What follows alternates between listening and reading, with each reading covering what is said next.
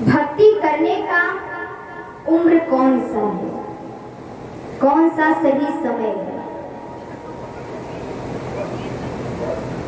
हम सभी विचार करते रहते हैं कि कौन सा समय सर्वश्रेष्ठ होगा।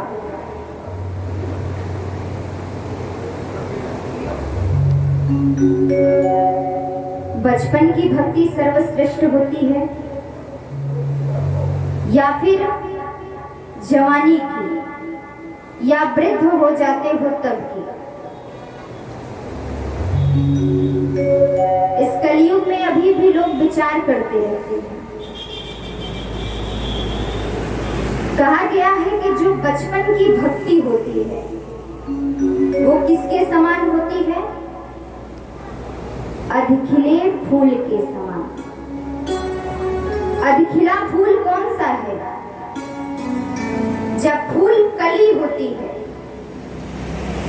तब वो परमात्मा तक पहुंचने में बड़ी कठिनाई होती है, क्योंकि कली को कोई तोड़ता नहीं है।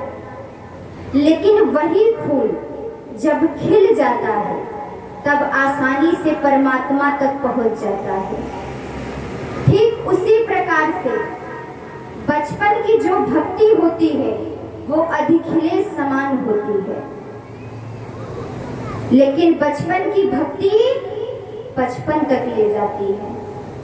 और 55 के बाद अगर आप विचार करोगे कि हम भक्ति करने चले तो महाराज जिंदगी कितनी बचती है। 55 के बाद तो फिर सोचना पड़ेगा कि जिंदगी रहेगी कि नहीं। अगर किसी बच्चे को कह दो आप थोड़े जवान हो गए, कोई कहता है कि जरा भक्ति कर लो, तीर्थों में चले जाओ, तो कहते हैं क्या करेंगे, अभी कौन सी उम्र है। तो तीर्थों में कौन जाता है? ये जो मंदिर है, ये मंदिर किसके लिए बना है? तो कहते हैं कि ये मंदिर तो दादा परदादा के लिए है। जो वृद्ध हो गए वो तीर्थ में जाए, वो भगवान की भजन करे। तो अभी आपकी उम्र क्या है? अभी तो हमारी उम्र है बढ़िया बढ़िया भोजन करो, सुंदर सुंदर वस्त्र पहनो, खूब घूमो टहलो, यही जिंदगी है ना।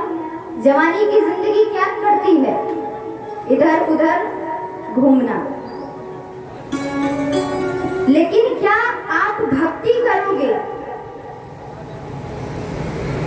तो ये भक्ति क्या आपके स्वादिष्ट भोजन में रुकावट पड़ेगी? आपके सुंदर वस्त्रों में रुकावट पड़ेगी? आपके घूमने टहलने में रुकावट करेगी? नहीं। लेकिन फिर भी मानव विचार करता रहता है।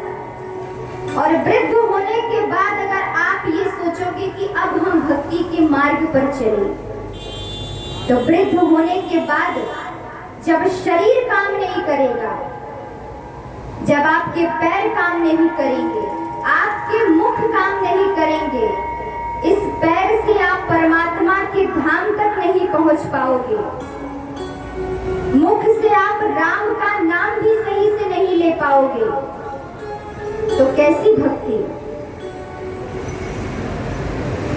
वृद्ध होने के बाद हम दूसरे का सहारा लेते हैं और पूरी उम्र हम पाप करते रहते हैं, गलत कार्य करते रहते हैं। लेकिन जब हम वृद्ध हो जाते हैं तब हम भक्ति के मार्ग पर चलते हैं। लेकिन जब आप पुण्य के रास्ते पर चलोगे तो पहले आपने पाप किया था। एक होता है पाप का घड़ा और एक होता है पुण्य का घड़ा। पहले आप उस पाप के घड़े को कम करोगे, समाप्त करोगे, तब आपके पुण्य का घड़ा भरेगा। तो आपका जो पुण्य है उस घड़े को भी आप नहीं भर सकते। क्यों? क्योंकि जब तक अपने पाप के घड़े को आप कम करते रहोगे तब तक आपकी जीवन समाप्त हो जाएगी। इसीलिए हमें भक्ति बचपन से करनी चाहिए और बचपन की भक्ति जवानी में आसानी से परमात्मा तक ले जाती है। उसमें कोई बाधा नहीं पड़ता, कोई कष्ट नहीं होता। और अगर आप वृद्ध भी हो जाओगे तो जब आप भक्ति के रास्ते पर नहीं जा सकोगे तो जीवन में जो आपने जमाने में भक्ति किया है, कहते हैं जब किसी का कोई सहारा नहीं होता तो वो परमात्मा होता है। इसीलिए अगर परमात्मा का सहारा लेना है तो भक्ति के रास्ते पर आपको जाना चाहिए। और कहा गया है कि भक्ति भी हमें कैसे करना चाहिए।